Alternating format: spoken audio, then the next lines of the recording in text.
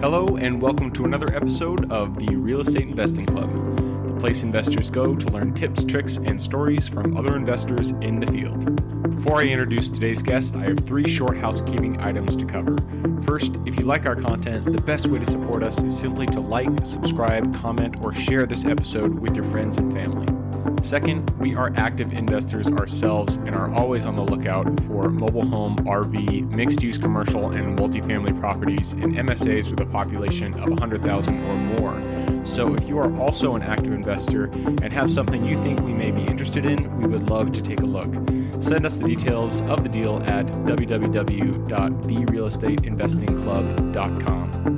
Third, if you are a new investor and would like to learn how to get started or scale your real estate investing business, go to www.therealestateinvestingclub.com to check out our course.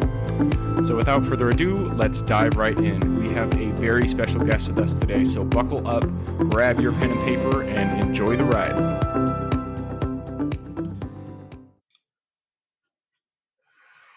All right. We are live. Today we have a very special guest with us, Sandy Levin, a certified home stager from the New York area. Sandy, thank you very much for jumping on the show today. How are you doing? Good. I'm doing great. Thank you, Russ. I love it. No worries. To get us started, why don't you tell everybody, who you are, where you're from, and how you got started in real estate in the first place? Sure. So my name is Sandy Levin. I'm a home stager in New York, in New Jersey. I also stage in Pennsylvania and New York. So we started, I have an interior design firm, started in 2001. And I was doing primarily interior design. And then in about the 2014, I started reading, even before that, about real estate staging. I'm very interested in real estate, and it just really intrigued me. So I decided to pivot my company and focus mainly on home staging. I really enjoy helping people sell their homes quickly and for top dollar. I love it. And yeah, so it sounds like you got started as an interior designer, which Right. is, obviously a great way to start if you're going to an interior or staging. And in 2014, you made the switch over to become a real estate, focus your business on real estate, being a stager. Yes. And I mean, I'm really glad you're here because the reason that I really wanted to have you on is I know the value of staging a home. I've flipped homes, and one that pops into mind. We were trying to sell the home, on market, and there was nothing in it. I hadn't staged it at all. I had somebody come over and stage it because it was just sitting on the market. The next day, no joke, somebody put in an offer and it closed. So. Right. I understand the value of staging. Hopefully a lot of investors out there will, but the reason we have you here is because we want to hear some of that wisdom that you can give us about the value of staging. So why don't we jump into that aspect of it? This is the business you run right now. So the people that listen to this podcast are real estate investors. Kind of tell us what is the key aspects of staging that people need to consider when they're preparing their homes to be sold after they flip it? Sure. So studies show that 95% of people cannot visualize what a vacant house looks like furnished. So when they are online, seeing your listing, on Zillow or whatever, wherever they're looking, then they see an empty home. It looks like a warehouse to them. It's not appealing. So they're just going to click right through your listing and go to the next listing. And the same goes if they walk into your home and it's vacant. There's just no appeal. People buy on emotion, especially women. And there's no way you can emotionally attach to walls or to moldings.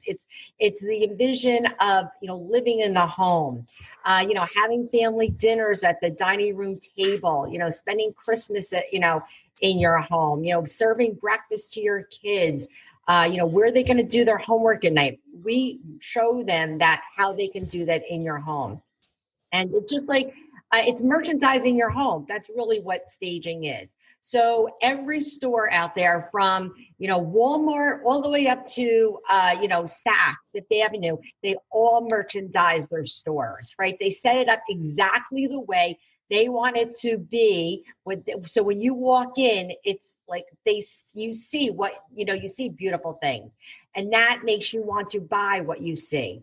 And that's what staging a home is. You walk in, when we stage a home, you walk in, it's like, wow, this house is only, $400,000. I could buy this house, or, whatever the price of the house is. So we make the house look more expensive than it really is. So it makes buyers feel good about buying the house. And again, they can imagine themselves living in the home. I love it. I love it. And so you shot out a statistic that you said 95% of people can't visualize their home being furnished. That's really interesting. So that's an actual statistic that they. Yes, it is. Yes. Study done. So I had to close the door there. So yeah, that's really interesting, and it makes sense because when going back to that one house that I flipped earlier in my career, it really did change once people, looking back on it now, once I altered the images that I put on Zillow, that really was the turning point. So it sounds like from what you're saying, it's not only the walkthrough, but it's also it's the images themselves, seeing it furnished, that people really react to. Exactly. Again, they can imagine when they see the furniture, the art, and it's just not about furniture. It's just not throwing furniture into a room, which some people think it is. Oh, I could just go out and buy furniture, throw it into the room, and I'm going to be staged. No, it's not about that at all. It's about the feel of the entire room. It's about art, accessories, pillows, everything, making that large, grand look. We always say, why did, the national builders, Toll Brothers, Hovnanian, they all spend, millions of dollars, millions each year staging their models. And so obviously many, many other builders. And why is that?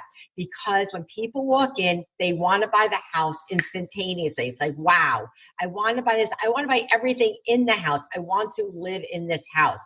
So that's why, all these builders are spending literally, I was told, because Toll Brothers actually came to me, wanted to hire me to stage their models. And I turned them down. I wanted to, stay in my own company, but they told me they have unlimited budgets. And there's a reason for that, because it sells houses quickly and for top dollar, and they get a huge return. And so does everyone else that stages. We have the same thing that you were saying. You have many, many times a house, would not have had not sold, and we were called in and we staged it, and the next day it was sold.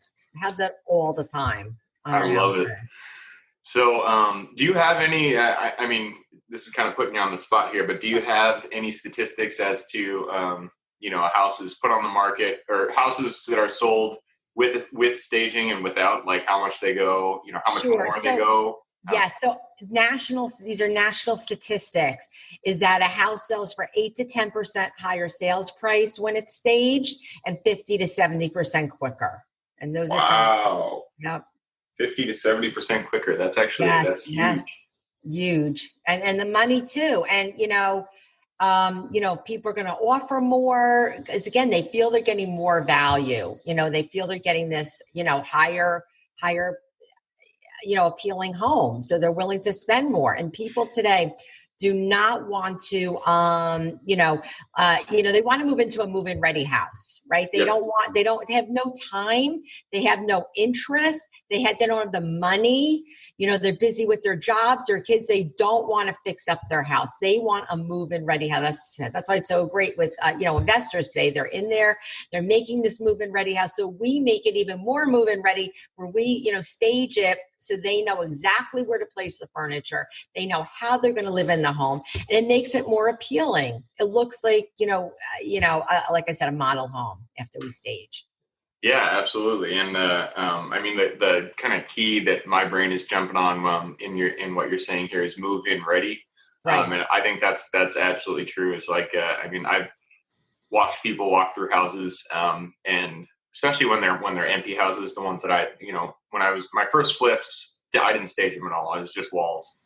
Right. And people would go in, and I even remember them saying things like, "Oh, it's very empty in here. It's very empty." But obviously, Right. it's empty. It's a flip. You're going to put your own stuff in here. But still, Can't they need to be able to visualize it. They need to be able to see it Exactly. themselves, and they can't do it unless it has been staged. Exactly. Also, when you stage a room, as it makes the room look larger. When the room has nothing in it, it looks very, very small. I mean, and we've had actually tiny bedrooms Really that small, people, huh? yeah, no, it does. If you don't have anything in the room, it makes it look smaller. And we've also had like small bedrooms, which people have said before we staged, of course. People have said, I can't buy this house. It's not a 4-bedroom house. There's no way this room could be used as a bedroom. It will not fit, a twin size bed and a dresser. So then we're called in to stage the house, and then we stage that room to show them that yes, it can fit a single bed and it can fit a dresser, and then it truly is a 4-bedroom house, again making it worth more and making it sell for more money.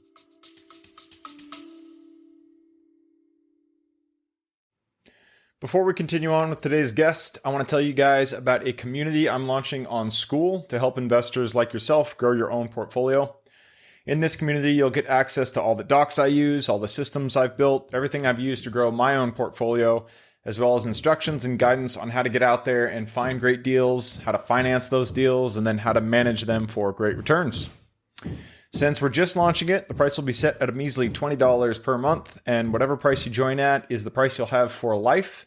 We will be increasing the price as the group grows, so if you're at all interested in growing your portfolio along other investors, now is the time to join. I will put the link somewhere in the bio or on our podcast website at therealestateinvestingclub.com, so if you are interested, head on over there. With that said, let's get back to the podcast.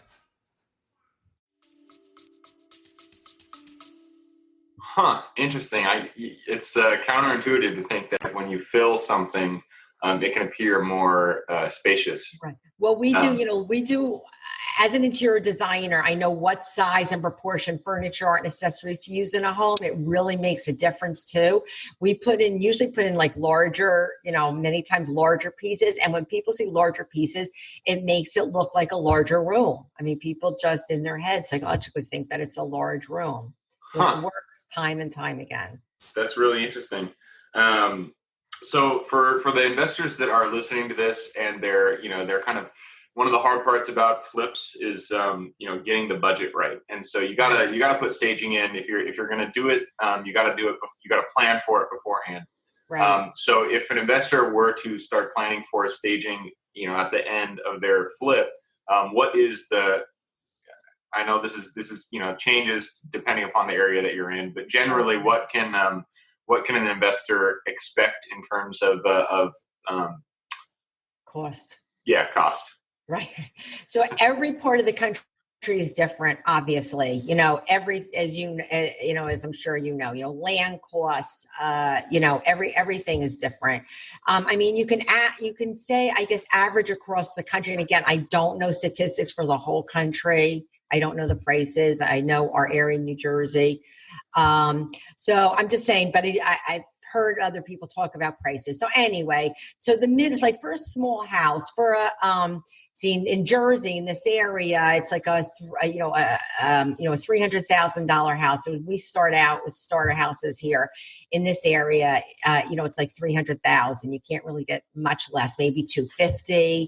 I know other areas it might be, $125,000. But anyway, so here in this area, it's like it starts at like about $3,000 for 2 months for 3 rooms, which is, or I really say 3.5 rooms. It would be, we always suggest staging the first floor, which is obviously the living room, which, could sometimes be a family room, the living room, the dining. You always want the dining room stage, the dining area. You want the kitchen, and you want the master bedroom. So those are the most important rooms in a house that sell the house. So that's what we stage. Now, in other areas, I've heard them, those prices being $2,000. Again, I don't know the prices for this, Gotcha. For the country. So, just this is obviously very rough, but it sounds like about 1% of the purchase price. Yes, you can. Yes, that's what they say. Yep. You can generally figure that the staging is going to be approximately 1%. When you go up in, housing costs, again, in New Jersey, we have so many more other areas, $1 million houses and $2 million houses. It's a percentage goes down, but you can generally figure in that first from 200,000 to, 600, 700,000, $800,000 houses, it's going to be about 1%. Okay, that makes sense. That's a good rule of thumb to work with average. There. So the next question I was going to ask is what should you be staging if somebody wanted to do it themselves, what should they be staging? It sounds like you just touched on it. The living room, the master room, the dining room, and the kitchen. You didn't mention the bathroom, so it sounds like that's not. Well, we do. Okay, so the bathrooms, we always do complimentary. So I always forget to mention that. We do stage the bathrooms also. Gotcha. Okay. So go ahead. In terms of importance, it sounds like the living room and the dining and kitchen, and those are the primary rooms. Correct. And we always say, and the master bedroom, because the person that's paying the mortgage for that house is going to be living in that master bedroom. So you better have that as luxurious as possible if you want a high price on your house. And we don't suggest staging yourself, because you will never look professional. It will never look, maybe you'll save a couple $100 by doing it yourself, but you're not going to sell it at the highest price. So it's not worth it. There's a reason why we home stagers are crazy busy, very busy, because we have value. We bring in, you get the highest price. You will never get that. Again, I mentioned before, just going and buying furniture. What are you going to do with that furniture after the house sells? And it's just not about throwing in a sofa. I've seen investors not wanting to spend the money, and they'll go and they'll bring in their old sofa from their house. They'll bring in their old kitchen set. I've seen got duct tape on it. Terrible. The realtors are furious at them, and the house sits and sits and sits because it looks like an old house. And the whole idea with staging, when we stage, we bring in brand new. Everything is either brand new or like new furniture and accessories. So it looks like what these potential home buyers are, seeing in the magazines, seeing online. They're very excited. They save this money. They're putting all their money into their homes, their first home, and they're excited. Oh, I'm going to get this, and I'm going to get that, and their friends are buying homes, and they're buying the same type of thing, and so they want the most updated thing. That's what appeals to them. It appeals to all of us. Why would you want an old something? Or why would you just want any kind of sofa? I want it to look warm, luxurious, comfortable. And that's what we do. Again, with accessories, with artwork, we bring in, very large pieces of art, with pictures, with accessories all over. Everything we place in a room, we place for a reason. Whether it's highlighting the architecture, highlighting, like windows or molding, or showing that this is the way to the kitchen. Like there's a reason for every single, and obviously people that don't have the expertise and the certifications do not know how to do that. Yeah, absolutely. And that was kind of, I was just setting it up for you there. And I want to echo everything that you just said. For anybody who's brand new looking to do this, stagers, it does seem, well, when I first got in, it seemed like an unnecessary expense, but it's not. It's surprisingly, the value they bring is beyond what first impressions would entail. For one, you don't have to buy all of the things. You don't have all the artwork that the stagers have. You don't have the nice furniture, and you don't really want to buy it. It's going to cost just as much to buy all that stuff than it is to hire a stager. And you mentioned flow earlier, the flow of the room. Right. That's something like I tried to do this myself when I first got in, and I do not have the eye. It's things just kind of look jumbled together, and it was not. People are running into furniture. It's not the good flow that you're looking for. So exactly, and that's what that you want, that professional look. There's a huge difference between professional, even like interior design room, and somebody doing it themselves. You could tell in a second. Yep. And that's the same thing with staging. Professional stager is going to make your room look entirely different. Set it up properly. Set up the flow. Again, set up, the artwork, the, fake faux trees, pillows in a certain way, accessories on the coffee table to make it appealing to the potential home buyer. Awesome. I love it. So Sandy, we try to keep this around 20 minutes, and we're nearing the end of our session here. But before we head out, I always ask the guests the same questions. So I'm gonna shift the show just a little bit. And I'm gonna ask a little bit about your experiences in the industry. We all know real estate is a roller coaster.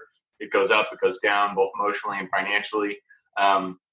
So every investor, everybody in the industry, they all have really good stories that I love to hear. So kind of take us to either to just one of the craziest things, or one of the most challenging things that you've run into in your time in the industry, and kind of tell us what was the lesson that you learned after that. The lesson, okay, so a crazy story. I have a story. We staged a $25 million house. It was right on the Atlantic Ocean. It was owned by a billionaire that he's pretty well known. It was just an amazing experience. After every house, but especially after this house, we didn't want to leave the house, right?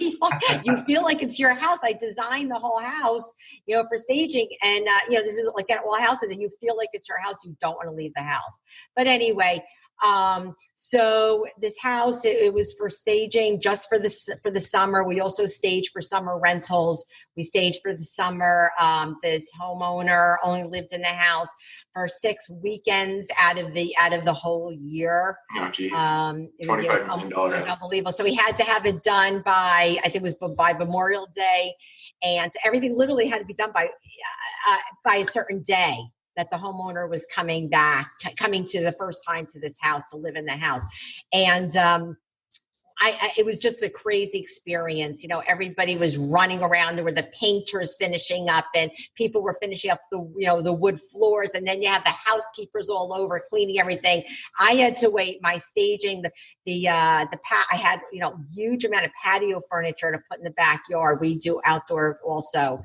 And, it just was a long story, but the patio furniture that I had wanted to bring was originally had been brought to the Hamptons, out in Long Island, the farthest part in Long Island, for a photo shoot for an ad.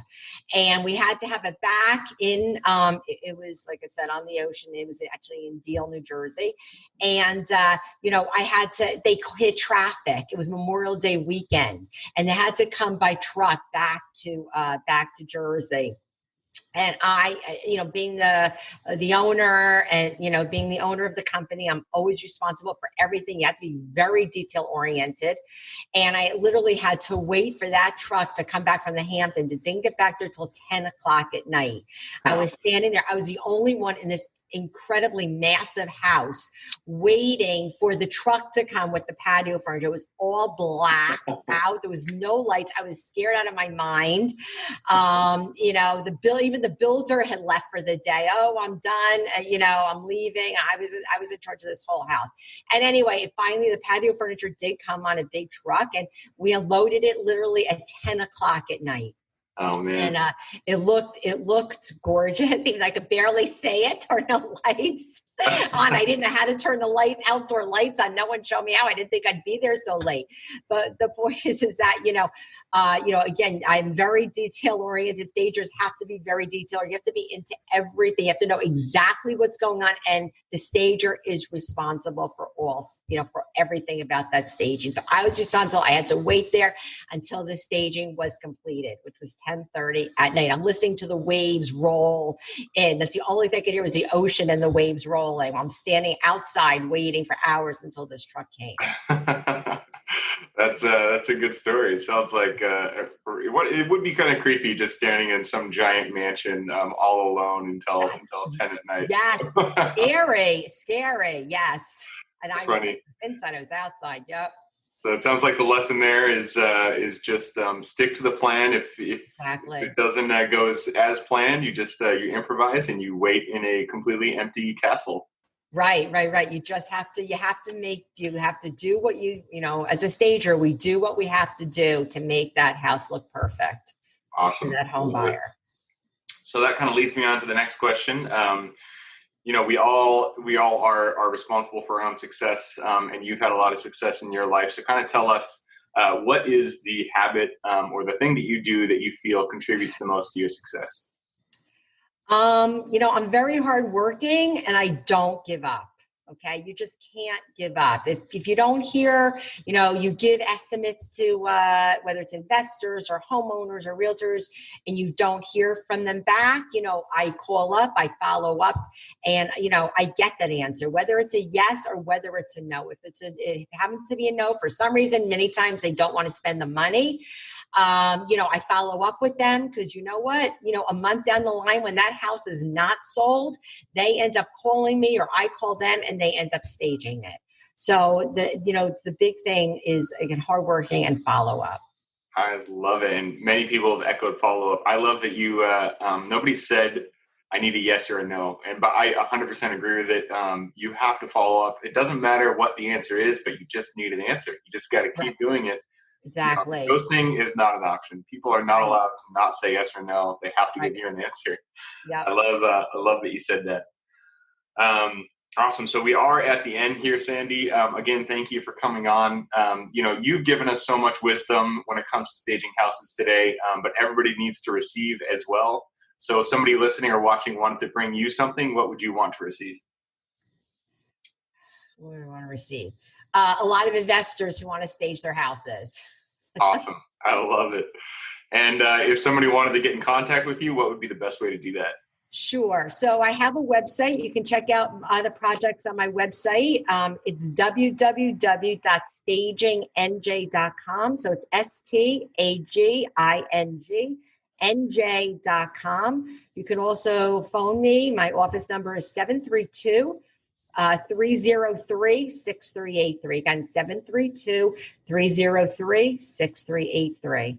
Or the last thing is to email me at sandy@beautifulinteriors with an S, DG.com. So it's Beautiful Interiors, DG stands for Design Group.com. And it's Sandy, Sandy. Awesome. Well, there you go. You guys heard it. If you want to get in contact with Sandy, go to stagingnj, like New Jersey.com.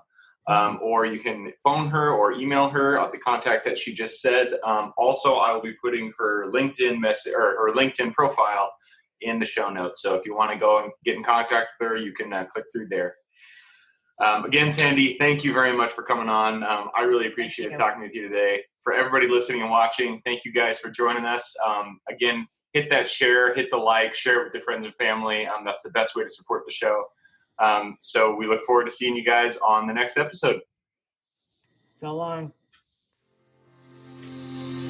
Thank you for joining us on the Real Estate Investing Club. If you feel we provided value, we would appreciate it if you hit that thumbs up, share it with your friends online, whatever it may be. If you'd like to share or partner with us on an investment deal, we are always looking for quality projects. Go to www.therealestateinvestingclub.com to get in contact with one of our partners. Otherwise, I hope you guys have an absolutely fantastic day, and I look forward to seeing you on the next episode. All right, before I officially sign off, I have a quick announcement to make. If you're interested in becoming a passive investor in one of my deals, my own company, Kaizen Properties, is looking for capital partners for our upcoming projects. We invest in what are known as recession-resistant assets, mainly self-storage facilities, mobile home and RV parks, and industrial properties. If you're interested in investing and would like to learn a little bit more about my company, our investing criteria, and some of the previous projects we've done, go to the Real Estate Investing Club podcast at therealestateinvestingclub.com and scroll all the way down to the bottom of the page. Click on the Invest With Us button.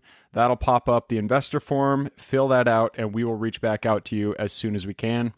Or if you prefer a little bit more of a personal touch, you can reach out to me at gabe@therealestateinvestingclub.com. So really, that is it. Again, it was a pleasure hanging out with you guys during this episode, and I look forward to seeing you on the next episode.